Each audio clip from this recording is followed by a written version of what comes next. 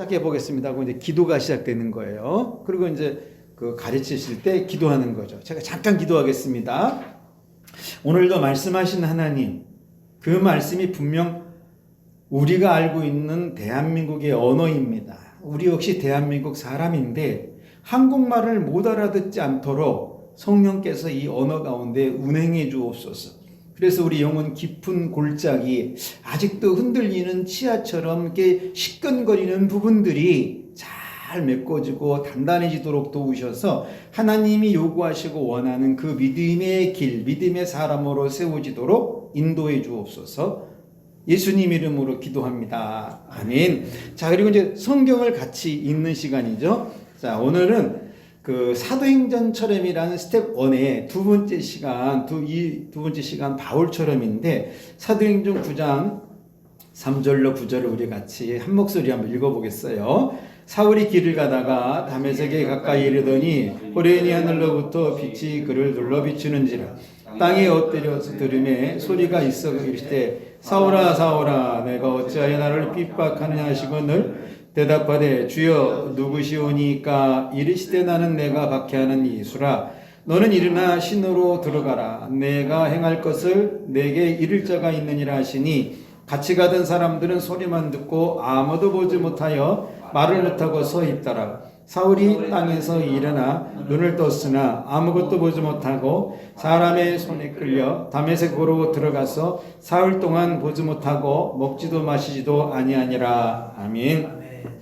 자, 이 3페이지 안에는요, 어떻게 이걸 3페이지를 디자인했냐면 하나님께 올라가는 주기도문이 있고 온 사람들이 하나님께 올리는 찬송이 있고 또 대표해서 하는 기도도 나타나고 내가 지금 한 주간 경험한 은혜가 간증이 나타나고 인도자의 축복 기도가 있고 그리고 모두가 함께 읽는 성경이 있습니다. 그래서 이 3페이지 안에 상당히 많은 것들을 내포해 놨어요. 그러니까 3페이지도 중요하다 이것입니다. 성도들이 성경을 안 읽다가 여기서 성경을 읽다가도 깨닫는 분도 계시거든요. 자, 그러면 믿음학교 2 변화 그리고 축복을 향한 스텝 1 두 번째 시간인데요. 이번에 훈련받을 내용은 예수님을 믿는 자를 아주 핍박하고 죽이기까지 하던 사울이 예수님을 만나서 회심을 하고 주의를 하게 된 그 바울의 내용입니다. 이 사도행전 9장과 10장은요. 교회가 세워지는 아주 매우 중요한 장입니다. 그래서 그 9장에는 유대인이 그 사울이란 유대인이 회심해가지고 땅끝을 향하는 전도자가 되고 교회가 세워지는 일이고 10장에서는 이방인 고넬료가 회심하여 이방인 교회가 시작되는 그러니까는 이방인의 교회도 시작되고 땅끝에도 교회가 시작되는 게 9장 10장이라는 거죠. 이 두 사람 모두가 성령의 크신 감동으로 회심한다는 사실입니다. 감동, 성령의 회심, 감동으로 회심. 사울이 회심을 하는 것은요, 기독교 역사상 중요한 영적인 교훈을 남기죠.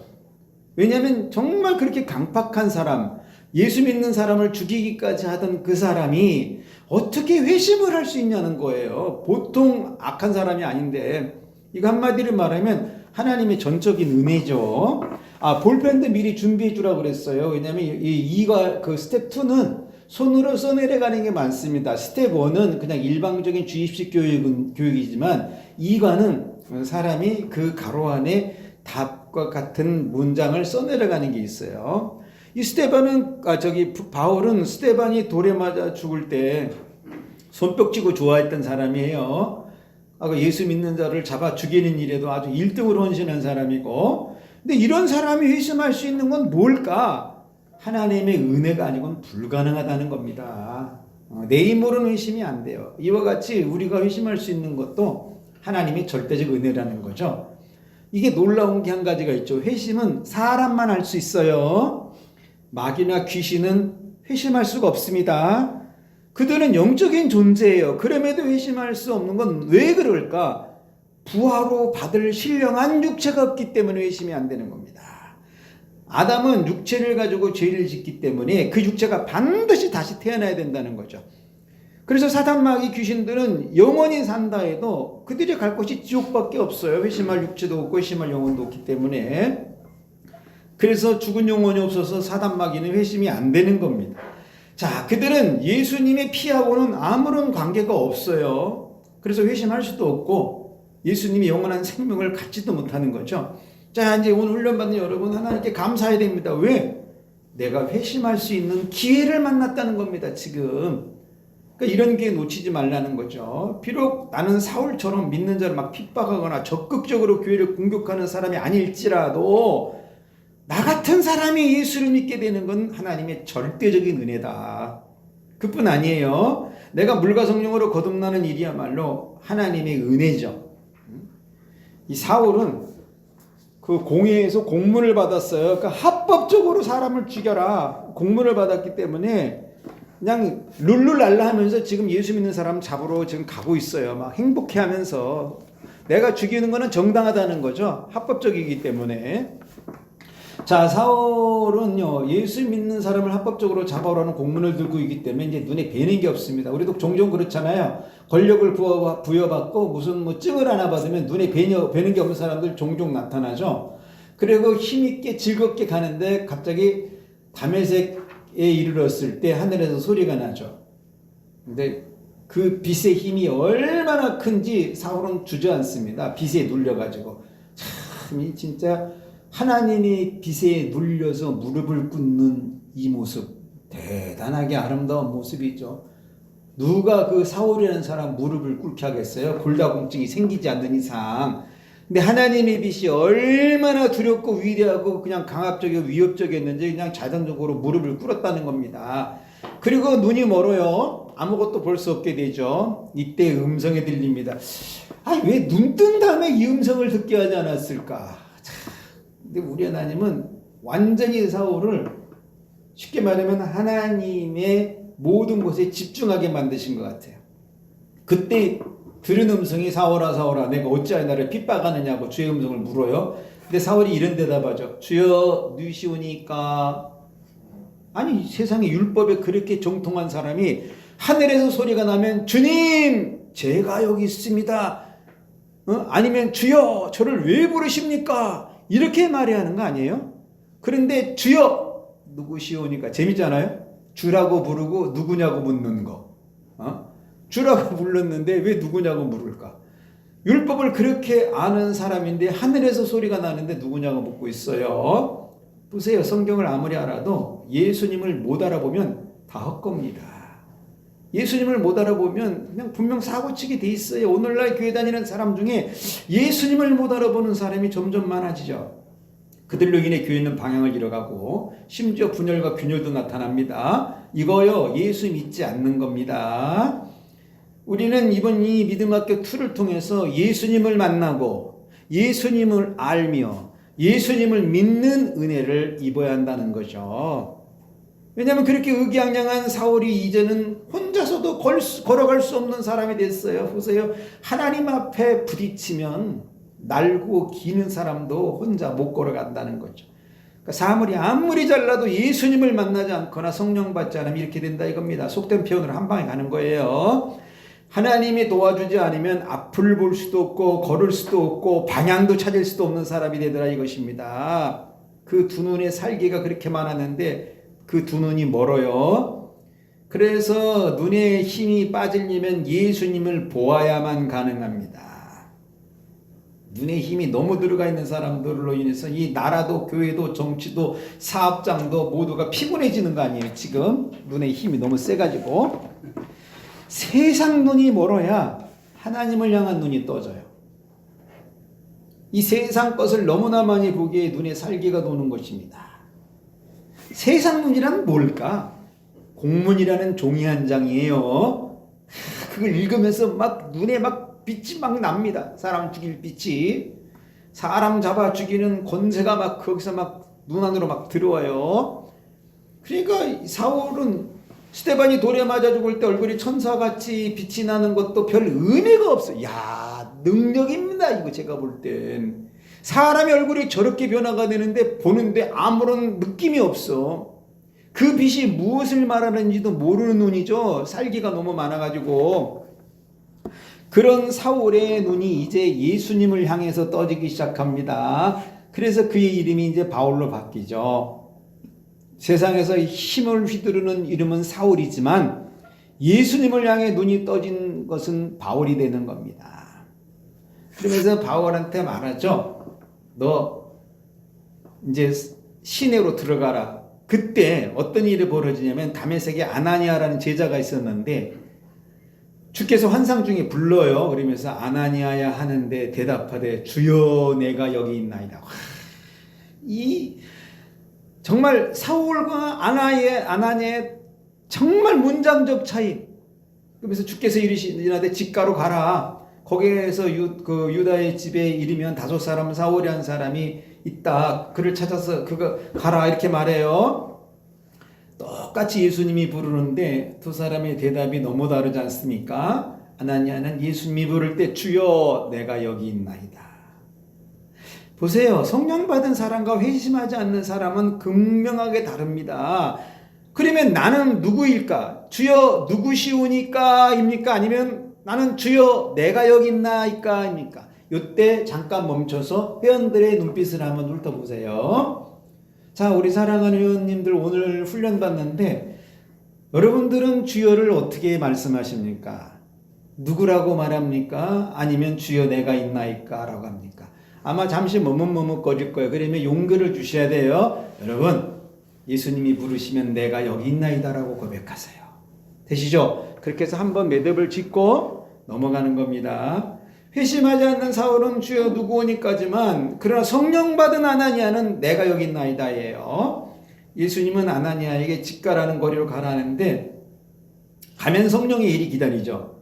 사울이 눈을 뜨게 하는 일이 일어나고 근데 아나니아는 아직 그 사울에 대한 그 악감정이 해결되지 않았어요. 왜냐하면 사울은 아나니아를 기다리는 동안 이제 3일간 금식을 하지만 아나니아가 생각할 때는 와, 그 인간이 우리 예수 믿는 친구들을 이렇게 핍박하고 죽였는데 왜 성령 하나님은 나보고 거기를 가게 하실까라는 이게 아직 해결이 안 된 사람입니다. 이게 그때 이제 3일 동안 사울이 금식을 하는데 그러면 사울은 이 시간에 뭘 했냐는 거예요.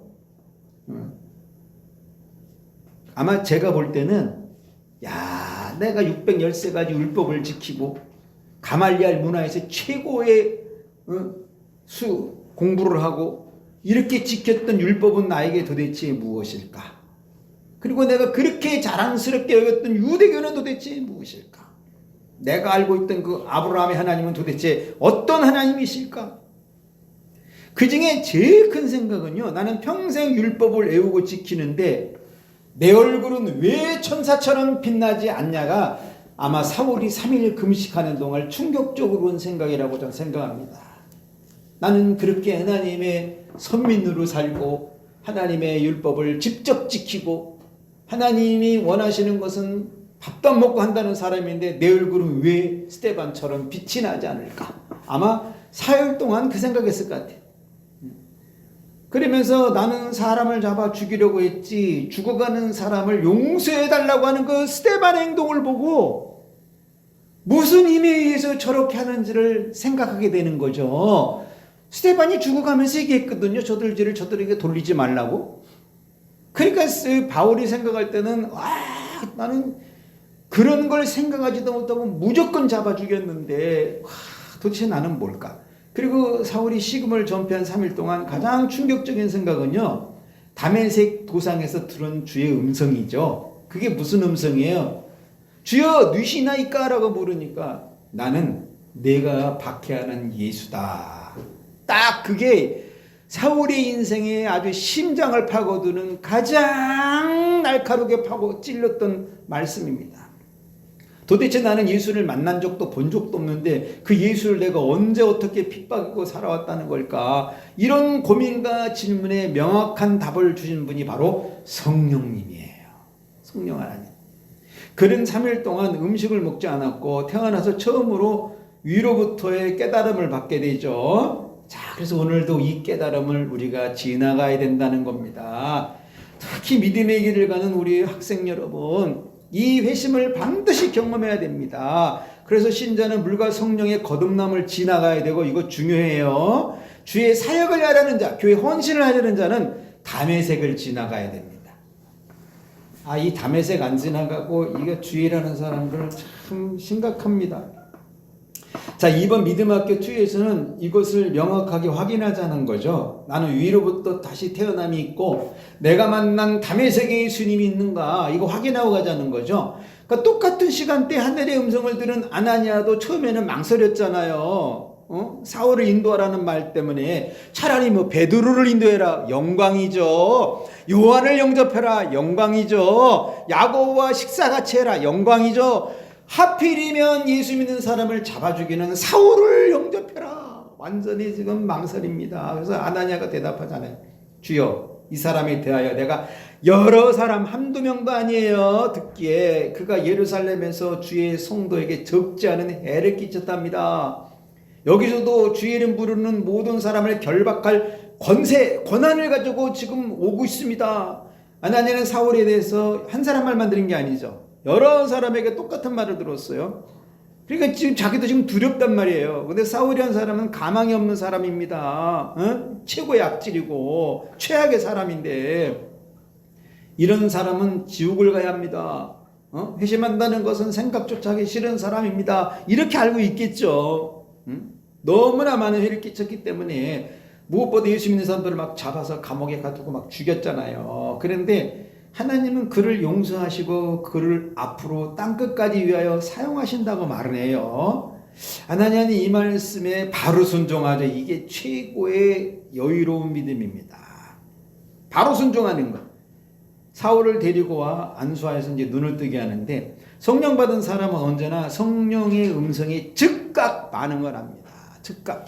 이거 민감해야 돼요. 특히 주의 일을 가는 사람들은요. 성령의 음성에 즉각 반응하는.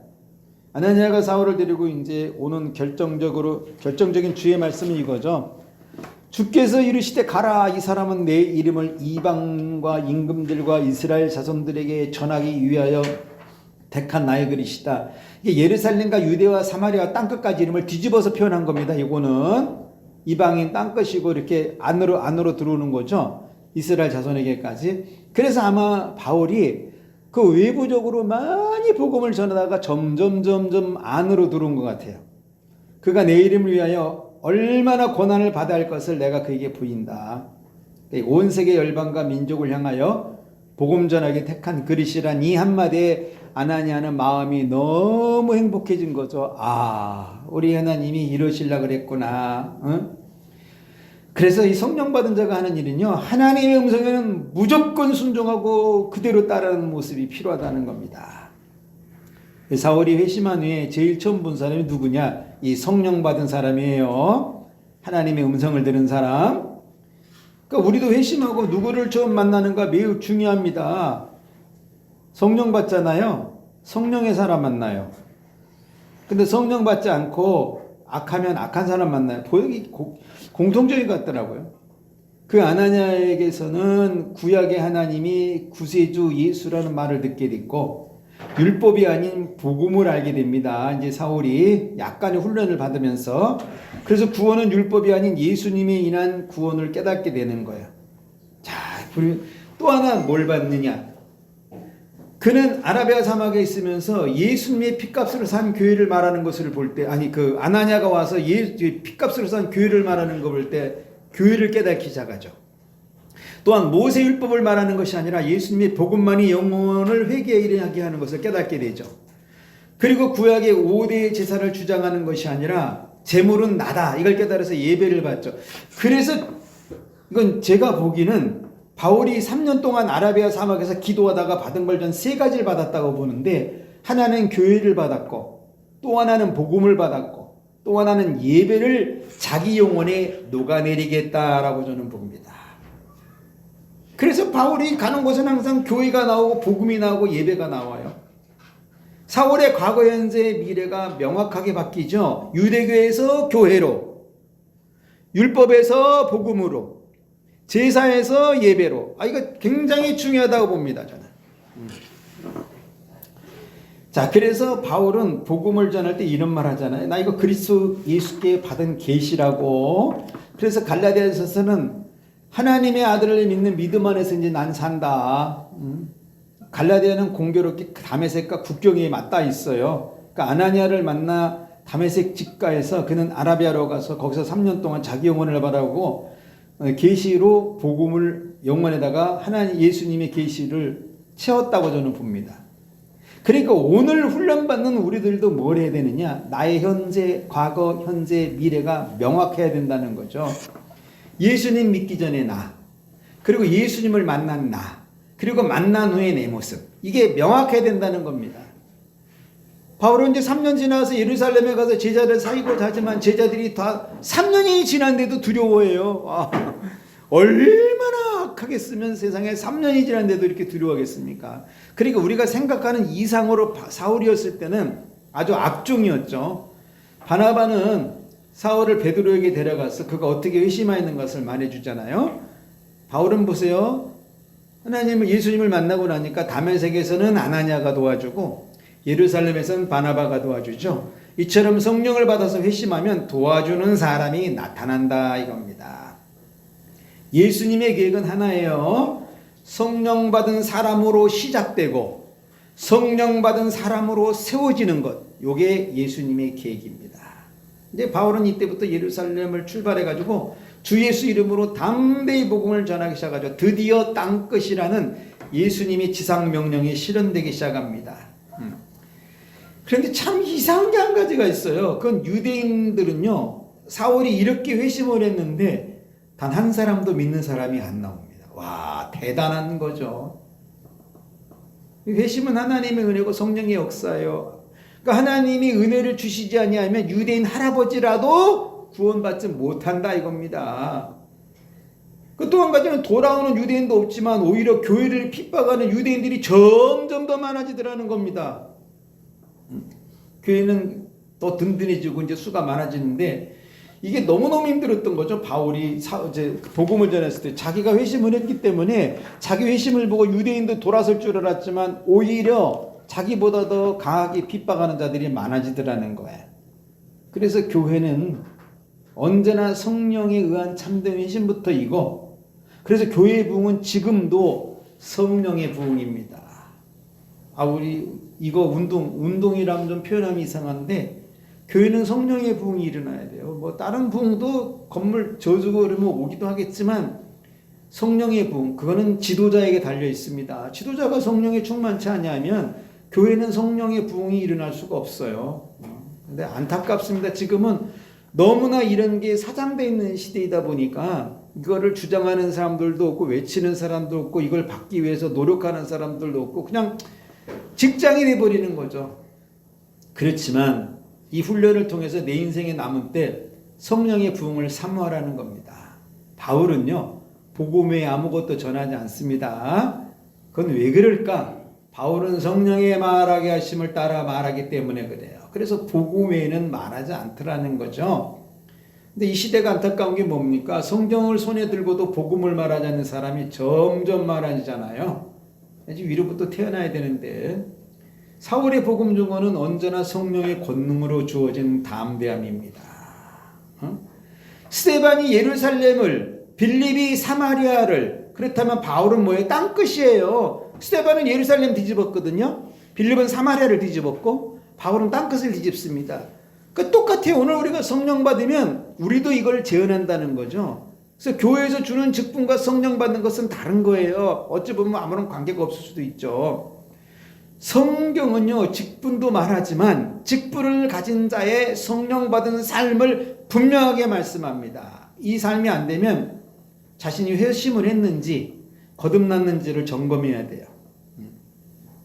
그래서 다메섹에 엎드려지면 나의 옛사람과 옛성품의 완전한 회심이고 주 예수 그리스도를 향한 길로 가는 출발점입니다. 그래서 전 다메섹을 굉장히 중요시 보는 사람이에요.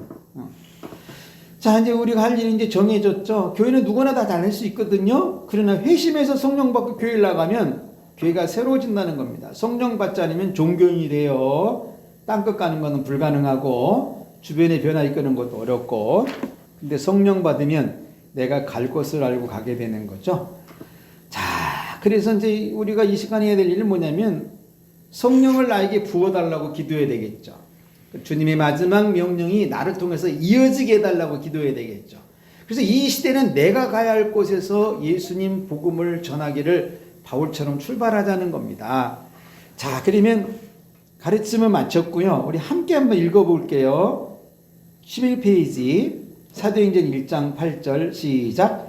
오직 성령이 너에게 임하시면 권능을 받고 예루살렘과 온 유대와 사마리아 땅까지 이르러 내 증인이 되리라 하시니라. 아멘. 요거 맞춰주고 나면은 이제 합심기도를 하셔야 돼요. 합심기도 할 때 내용이 거기 써 있죠. 영혼의 흔적이 있는 회심, 그리고 성령의 충만함. 바울을 땅끝으로 가게 한 그 성령 지금 나에게 부어달라고 이렇게 기도하고, 요거 맞춰지고 나면 광고, 다음 주는 뭐 예를 들면 미리 안내하시는 것도 괜찮고 교회 소식도 있잖아요. 등등등 하고 마무리 기도는 이제 인도자가 하고 마무리를 하면 됩니다. 자, 지금 딱 35분 가르쳤거든요. 충분해. 1시간이면요 충분해요. 요거 다 할 필요 없고 엑기스를 목사님들이 이제 서머리 하셔가지고 하시면 되니까 그렇게 하시면 되고. 자, 관점으로 한번 보겠습니다. 본문은 지난주일 설교하고 똑같아요. 누가복음 6장 6절로 12절인데 6절 보니까 또 다른 안식일에 예수께서 회당에 들어가사 11절에 가르치실세 거기서 오른손 마른 사람이 있는지라. 예수님은 안식일이 되면 말씀을 가르치시죠. 회당에서 가르치시는 것과 선지자가 말하는 건 다릅니다. 예수님은 회당에서 선지자가 말하는 것처럼 말하시고 가르치세요. 그러니까 교회도 말씀을 가르칠 때는 선지자적 말씀을 가르쳐야 합니다. 성경을 해설하고 설명하는 것은 회당적인 것이고 말씀으로 영혼을 깨우는 것은 교회가 하는 일이에요. 예수님은 주중에 무엇을 하셨을까? 주변 사람과 이런저런 대화도 하고 또 기도도 하고 지냅니다. 예수님 일반 평범한 사람들하고 똑같은 모습으로 주중에 사세요. 근데 예수님이 뭐가 우리랑 달랐냐면 예수님은 그때도 한 영혼을 위로하시고 구원 얻게 하는 대화를 나누신다는 거죠. 이건 성경에 기록이 안 돼 있어요. 요한이 얘기했잖아요. 예수님이 한 내용을 다 쓰면 하늘에 있는 종이를 하늘만큼 쌓아도 다 기록하지 못한다고. 그러니까 예수님이 주중에 성경엔 기록되어 있지 않아도 누구를 만나서 대화했을 때 그들에게 구원을 향한 대화를 했다는 거죠. 그러니까 예수님 대화 속에는 언제나 하나님이 계셔요. 치유가 있었고 구원이 있었고 하나님 나라가 있죠. 그럼 믿음은 무엇일까? 일상의 생활 속에서 하나님이 묻어나오는 것입니다. 이건 저는 굉장히 중요하게 봐요. 그냥 평범한 삶 속에서 하나님이 묻어나오는 것. 이것은 우리에게 사회생활 하지 말라는 게 아닙니다. 그러려면 뭐 돈 닦고 살기, 그게 아니에요. 그냥 생활의 삶 속에서 하나님의 사람으로 사는 거예요. 그리고 매우 자연스럽게 하나님이 나타나는 거죠. 그리고 예수님은 도대체 무엇을 가르쳤을까? 그날 모인 모든 사람에게 필요한 것을 가르쳤겠죠. 근데 이 시대는 자기가 깨달은 걸 자꾸 가르치려고 그래요. 그것은 그렇게 중요하지 않습니다. 내가 깨달은 것은요, 나보고 그렇게 살라고 주신 하나님의 은혜예요. 네. 근데 안타깝게 너무나 많은 분들이 가르치실 때 자기가 깨달은 거, 여러분 내가 성경을 보다, 그거 나보고 그렇게 살라고 주는 거예요. 가르침은 그 사람이 듣고 변화를 일으키는 그걸 가르쳐야 되고 그 사람이 가지고 있는 그 눈물을 닦아주는 게 가르침의 핵심입니다. 자, 그래서 가르치는 것은요, 듣는 자들을 세우는 게 목적이에요. 그곳에 모인 사람들의 필요를 가르치는 게 가르침이도 가르침입니다. 회당 안에 손 마른 자가 있었어요. 그 병은 아마 옮기는 병이 아닐 수 있습니다. 왜냐하면 사람들이 그 사람 오는 걸 거절하지 않았거든요. 그 손 마른 자가 그날만 왔는지 아니면 매번 왔는지 모르지만 저는 매번 왔다고 생각을 합니다. 그는 그 상태에서 하나님을 향했어요. 항상 그 손 마른 손을 가지고 만지작. 이게 믿음이죠. 믿음은 내게 있는 그 모습으로 하나님 앞에 나오는 거예요. 시험에 들어도 하나님 앞에 나오는 게 믿음이죠. 내가 받는 그 고난 속에서도 하나님에게 나오는 게 믿음이다 이겁니다. 왜? 하나님은 그런 자의 믿음을 보시고 치유하시고 치료하시기 때문에 그래요. 7절 서기관과 바리새인들이 예수를 고발할 증거를 찾으려 하여 안식일에 병을 고치는 거 엿보더라. 회당 안에는 여러 종류의 사람이 있습니다. 가르치는 사람도 있고 배우는 사람도 있어요. 엿보는 사람도 있고 안식일에 잡힌 사람도 있습니다. 랍비가 하는 말을 기록하는 서기관도 있어요. 바리새인도 있어요. 이들은 율법의 행위가 자기를 구원에 이르게 한다고 믿는 자들이에요. 또 병든 자도 있습니다. 이처럼 교회 안에도요, 여러 종류의 사람이 있습니다. 믿음은 이들 모두가 예수님을 믿게 하는 거예요. 예수님을 믿는 것은요, 굉장히 중요한 겁니다. 예수님에 대하여 엿보는 사람은 믿음이 아니죠. 이 시대는 엿보는 사람들이 너무나 많아요. 말 그대로 예수님은 주변 거에서 흥분하는 사람들. 예수님을 믿어야 되는데 안식일도 알고 율법도 알아요. 그거보다 더 중요한 게 예수님을 믿어야 믿음입니다. 예수님을 안 믿잖아요. 안식일을 가지고 사람을 힘들게 하죠. 예수님을 안 믿으면 율법으로 사람을 괴롭혀요. 이 시대도 제자 훈련이 예수님 앞에 있는 사람이 있어요. 성경 공부가 자기 앞에 있는 사람도 있고 교리가 앞에 있는 사람도 있고 교단이 앞에 있는 사람도 있습니다. 자기 생각이 앞에 있는 사람도 많이 있어요. 신학이 앞에 있고 경험이 앞에 있고 필요해요. 그런데 이게 왜 나중에 불편해지느냐? 시간이 가면 갈수록 예수님보다 이것을 말하기 시작합니다. 예수님 앞에 있는 거. 별로 안 좋은 거죠. 그러나 그것은 예수님을 믿는 게 아닌 걸 우리는 알아야 됩니다. 그냥 나 말하는 거잖아요. 내가 알고 있는. 나의 신앙을 위해 도움을 주는 건데 그 도움을 주는 거를 말하라고 우리가 믿는 생활하는 건 아니거든요. 예수님을 믿는 것은 예수님의 삶을 재현하며 사는 겁니다. 그래서 원수를 사랑해라 했으면 사랑하면 돼요. 안식일은 사람을 위해 있는 것입니다. 사람이 안식일을 위해서 있는 게 아니에요. 그러니까 주일도 사람을 위해 있는 겁니다. 하나님이 예배하는 자를 만나주기 위해서 주신 날이에요. 사람이 주일을 위해 있으면 뭐라고 이 사람들은 얘기하냐면요. 자기가 주일을 지키고 다른 사람이 안 지키잖아요. 너 왜 주일 안 지키냐고 정죄하죠. 이거는 조금 문제가 있습니다. 주일이 왜 내가 주일을 위해서 있어야 되는데 하나님이 예배하는 자를 만나기 위해서 주신 날이 주일이에요. 그러니까 사람이 주일을 위해 있으면 그 사람은 힘들어집니다. 자기 신앙으로 남을 정죄하는 건 믿음이 아니죠. 주일은 나를 위해 예비하신 하나님의 날이기 때문에 이 날은 무엇을 엿보는 날이 아닙니다. 하나님을 만나고 하나님을 예배하고 하나님께 은혜 받는 날이죠. 이것만 하면 주중의 삶은 완성돼요. 자, 예수께서 그들의 생각을 아시고 손 마른 사람에게 이르시되 일어나 한가운데 서라. 예수님은 사람의 생각을 아십니다. 내 생각도 아시죠. 하나님의 생각은 우리와 다르다고 성경은 말씀하고 있습니다. 그들은 엿보지만 예수님은 살릴 자를 찾으세요. 믿음은 예수님의 생각을 나도 하는 거죠.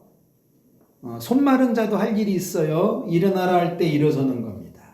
그리고 한가운데 서라 할 때 한가운데 서는 거예요.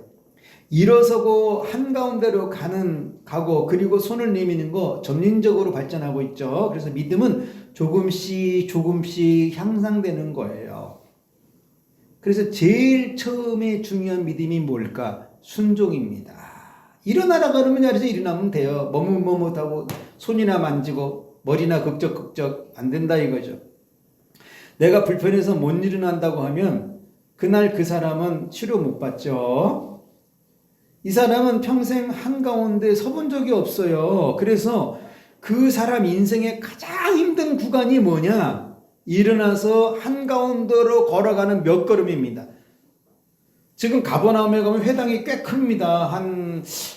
평수로 하면 한 60평 정도 될 것 같아요. 그러니까는 만약에 한가운데로 걸어가면 10걸음 이상은 걸어왔겠죠. 그러니까 이 손마른 자의 인생 중에 제일 멀었던 구간이 한가운데로 걸어갔던 구간이라고 좀 봐요.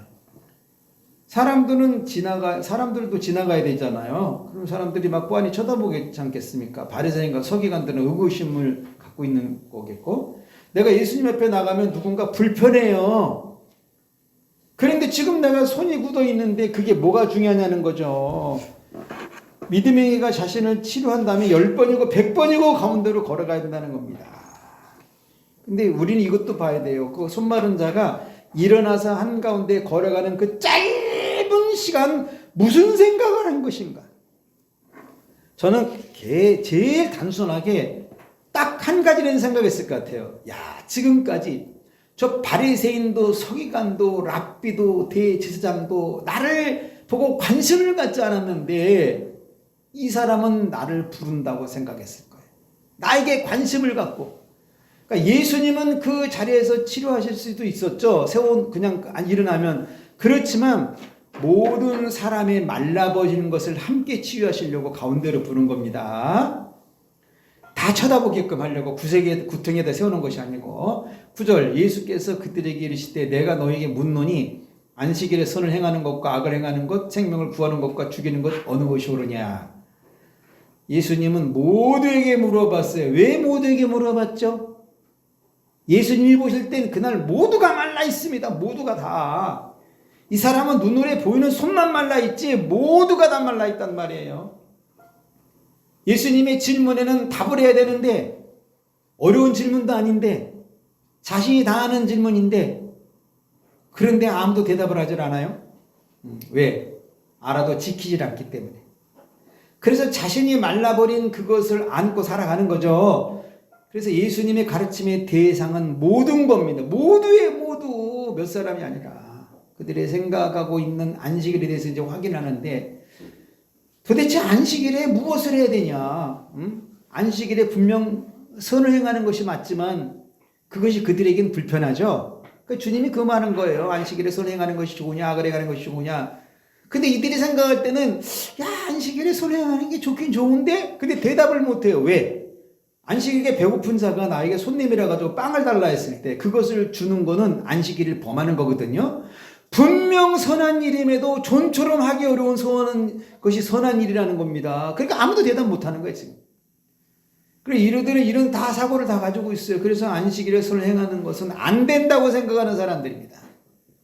또 나귀가 수레를 끌다 개울에 빠져서 꼼짝 못하면 그것을 보고 그냥 지나치는 것은 악을 행하는 것이다. 그런데 안식일에 아무도 도와주질 않죠. 그러면서 그들은 나는 안식일을 지켰으니 내 형제 나귀가 죽든지 수레가 망가지든지 내 알바니다 이러고 사는 거죠. 나는 하나님의 안식일을 지켰다고 한다면 그냥 괜찮다. 그게 악한 일이라는 거예요. 안식일에 이런 일을 하고 이런 생각을 가진 자는 지금 고민에 빠지는 거죠. 나귀를 살리면 생명을 살리는 것이고 나귀가 개울에서 움직이지 못하고 죽으면 생명을 구하지 않는 건데 그런데 그들은 안식이라는 이유 하나 때문에 생명이 죽든 말든 자기만 지키면 된다고 도와주지 않는 자기의 모습 말라 비틀어져 있는 거죠. 지금 그런 사람들이 회당에 모여 있어요. 그래서 예수님은 무엇이 옳으냐라고 물어본 거죠. 무엇이 옳으냐. 근데 그날 대답한 사람이 한 명도 없어. 머릿속으로는 다 알아. 누군가는 선을 행해야 하고 생명을 구하는 것이 옳다고 좀 말해줬어야 되는데 아무도 대답을 안 해. 율법으로 율법을 행하면 믿음이 안 됩니다. 근데 믿음으로 율법을 행하면 그건 좋은 거예요. 왜? 믿음은 율법을 넘어서기 때문에. 그래서 예수님도 율법의 완성이라고 그랬어요. 자, 10절에 보면 무리를 둘러보시고 그 사람에게 이르시되 내 손을 내밀라. 예수님은 모두의 마음을 아십니다. 오늘 내 마음도 아시죠? 예수님이 둘러보실 때 다 눈과 마주쳤을 거 아니에요. 어떤 생각을 하게 됐을까? 예수님은 엿보는 바리새인들의 악한 생각도 아시고 그들을 치료해주고 싶으셨어요. 너 왜 악해? 이게 것이 아니라 예수님이 슉 둘러보면서 바리새인과 서기관의 눈이 마주쳤을 때 네 영혼이 말라버린 거 나 치유하고 싶어 이런 눈빛을 줬단 말이죠. 왜 그걸 어떻게 하느냐? 바리새인에게는요 가르침이 안 통해요. 그래서 이런 실물 교육.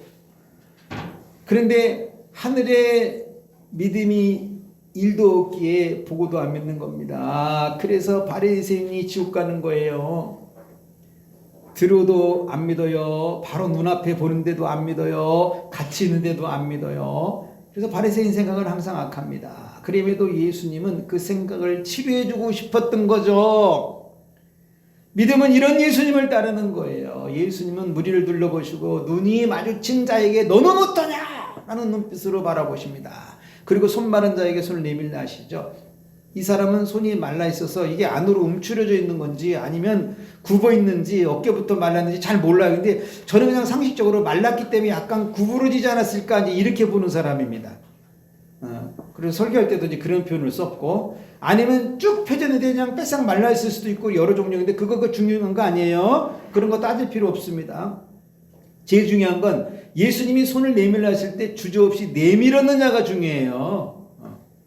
왜? 손을 내민과 동시에 하나님은 펴지게 하시기 때문에. 이게 하나님의 믿음의 회복입니다.